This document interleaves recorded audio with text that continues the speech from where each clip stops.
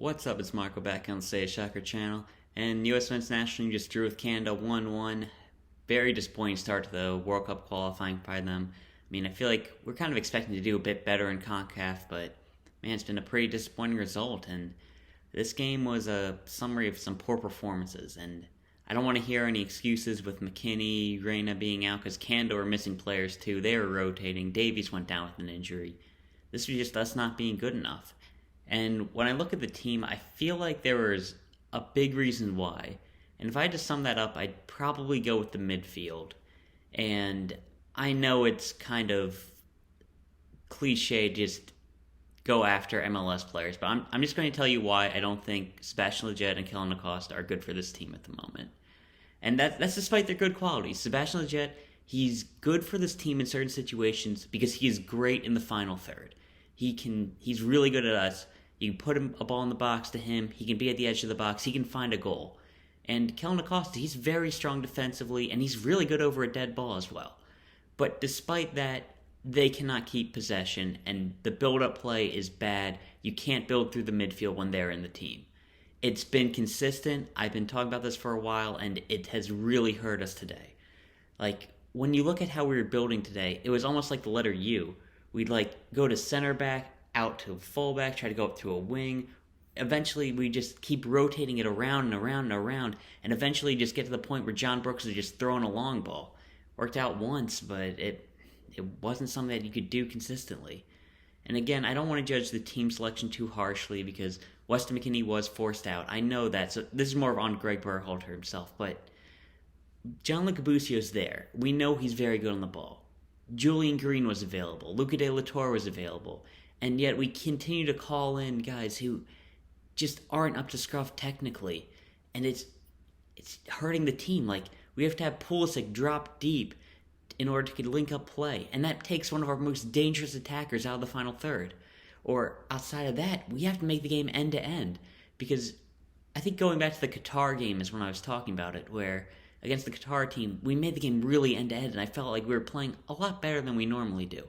But doing that is so dangerous because you leave yourself open to counterattacks, and we felt that when Alphonso Davies ripped us to shreds. And, man, Alphonso Davies, I hope he's doing okay. I think it was just either cramp or, a small pull, but maybe he won't be back for the next game, but I think he'll be okay. But it's just, our midfield itself is hurting the team so much. I think aside from that, the team struggles dealing with the press. That's just a side effect of the team we had in. I feel like Miles Robinson, he's not the greatest on the ball. I think a guy like Mark McKenzie, Chris Richards, they're better on the ball, but he was so solid defensively that I feel like that's a trade-off that you would be able to make if you have a better midfield, or even if you just insert James Sands into the lineup as a middle guy in a back five. I really don't want to move Brooks over because that would mean you have to start Tim Ream at the left center back, which I'm not the biggest fan of. But yeah, that was something I wanted to bring up. I feel like our press was doing pretty well today. I feel like we don't press as much as we should, but the moments where we did worked out very well. Brenden Aaronson picked up the goal, obviously, from that, and we were just able to generally make some chances from the pressing. And something I want to mention is Jordan Pefok is a lot better in the press. I feel like people give him credit for. He was making big changes against El Salvador when he came in and pressed against them, and he was looking really good today as well. And also, he's just able to hold the ball up so much better. It's something that we haven't seen from Josh Sargent. We haven't seen out of Daryl DK yet, but I think we will eventually. And it's just really nice to have a striker who you can, if we're going to be playing like we are, where we just kick the ball to the striker a lot, it's comfortable to have a guy who's good in the air, I guess. Another positive I want to mention is Kellyn Acosta and John Brooks being good veterans and sticking up for the team whenever, not fights, but scuffles would break out. I mean, that's what you need to do as veterans. I was critical of Tim Ream for not doing that last game, and good for Kellyn Acosta and John Brooks really sticking up. I think I saw Andy Robinson and Sebastian Lleglet in there as well. So that's something positive. On to individual players, I mentioned I liked Pefok's performance today. It was really, really good hold-up play, which is something the team's been missing for a while, and he's dangerous in the box. I feel like he's probably our starter for the rest of qualifying. I still think that Daryl DK and Josh Sargent have a higher ceiling, but I feel like he's got a higher floor than them, and that's what we need at this point. Christian Pulisic, he had some very good moments, but he was pretty clearly rusty, obviously coming off of, a 10-day lockdown. That's bound to happen. He won so many fouls for us, though, and he was looking good throughout the entire game. Brenden Aaronson, he was looking dangerous again. I felt like he was one of our more dangerous attacking players against El Salvador. And again, the pressing, he does that very well. It's something you see in the Union, something you continue to see in Red Bull, and very good performance by him again. I mentioned Acosta and Lleglet already, so I'm going to skip them. Tyler Adams, he was kind of marked out of possession today because Canada knew that you couldn't play through Sebastian Lleglet or Kellyn Acosta, but he was very solid defensively, good performance by him. I feel like Antonee Robinson was really poor today, despite the assist, which was a good play, but he was almost a liability defensively, and he was getting kind of torn up.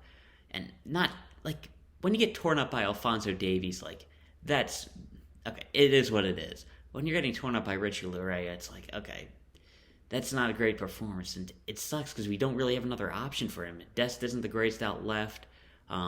Sam Vines and George Bello, I don't feel like they're ready. We don't even know what Jonathan Gomez's situation is, if he's even going to play for us. So, man, it's just a very bad situation there. I really want to see Antonee Robinson step up because you've seen him do well in England, but I feel like he hasn't had that great performance in the national team yet. Sergiño Dest, he was looking pretty good going forward, but he could not deal with Alphonso Davies. And he's going to have to deal with Lozano, Leon Bailey later. So, yeah, it is not a great situation there. It sucks for his injury. It seemed like a sprained ankle, if I had to guess, which might be a couple of weeks, but I think he'll be back by October. But, yeah, it's disappointing. And DeAndre Yedlin didn't fare much better against Alphonso Davies. He got burned as well. Which is weird because the right back's like such a strong position for us, but it's still a question mark. It's such a weird situation. Miles Robinson, mentioned him before, elite defensively, needs to be more consistent on the ball. It's weird because he gets a couple of really good passes, but it's just inconsistent. John Brooks, great as well. He did get beat by Tayshaun Buchanan near the end, but I feel like that's just him being tired with how much we're playing. But I feel like he needs to be a bit more consistent with his passing out the back. I feel like that can be a bit like hit or miss for the USA team, so I just want to mention that. And Matt Turner, great in goal. He's seriously an elite keeper. Like, I've had so much confidence when a ball goes in the box, so much confidence when there's a 1v1. Like, Matt Turner is seriously, like I was kind of going back and forth. I feel like we have to start him now, especially with Stefan and Horvath not playing at the moment. But I feel like Matt Turner's won that number one spot. Then on to the substitutions. I mentioned Yedlin already, but we had 4 out of the 5 substitutions made, and made them at like the 84th minute. And for Gregg Berhalter, that was just too late. I don't feel like he's good with substitutions. Remember a couple years ago when he brought in Daniel Lovitz when we were down in the Gold Cup final? Like, I don't feel like he's a good tactical manager, to be honest. And, I mean, the substitutions, it was just straight-up changes, and I don't know, like, you didn't make a change after we scored.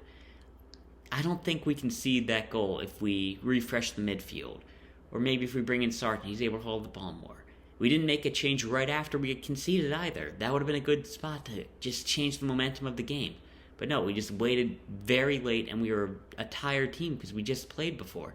I don't know why we waited so late to make those substitutions. It doesn't make sense. I mean, the only thing I could think of is his game plan might have gotten messed up due to the injuries, but you have to make those adjustments on the fly. Like, you can't just use that as an excuse. For the team, I mentioned before I don't like the midfield, but honestly, it is what it is with this squad at the moment. We should have brought in more creative midfielders who are better on the ball, but we didn't, so it is what it is. We need to get Gianluca Busio, we need to get Julian Green, Luca De La Torre, at least one of those 3 into the squad.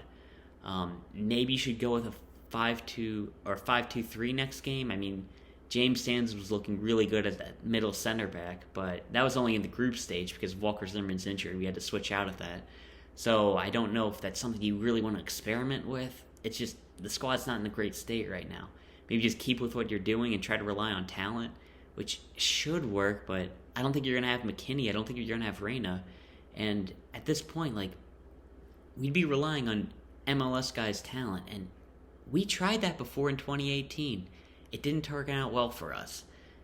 Honestly, I feel like we just we need to start betting on guys with higher potential. We need to bring in a Chris Richards. We need to bring in guys like Luca De La Torre, like John Busio. We need to stop relying on players who, man, I know I just said that with Pefok, but we have to take some chances and go with a couple of high upside players in the squad, because they're not going to get experience unless they play, and we basically only have competitive games until the World Cup starts. So yeah, that's just something I'm going to think about. And man, I mean, it was tough, but Canada's a very good squad. I feel like we can't undersell that. I do want to mention that we shouldn't be too hard on Weston McKennie for breaking COVID protocols. I feel like, I remember this happened before in Juventus, but it's happened to so many players that you can't really judge it. I mean, Phil Foden and Mason Greenwood have bounced back very well, and they had a similar situation. And he's been in Europe for a really long time. Nashville's close to Dallas, where I assume he's close to home there. So if you just wanted to see some friends, like, it is what it is. Like, I remember I saw a post a while back where it's like Christian Pulisic left train to go to see his prom. Like players just do that. You can't be too harsh on him. Like, don't crucify Weston McKennie over this. He's still a really good player, and on the field, you can see his intensity. So, yeah, that's all I'll talk about with the USA squad. I want to mention Canada a little bit, because I don't know why they're so good at developing players. Like, I've mentioned this before, but at, like, almost any given time over the entire 2000s, they've had the best player out of us in America. And out of us in Canada, they've had the better player. Granted, that was Owen Hargreaves, who was playing in England's golden generation. And if you're starting in England's golden generation, you're pretty good. But he was raised as a player in Canada.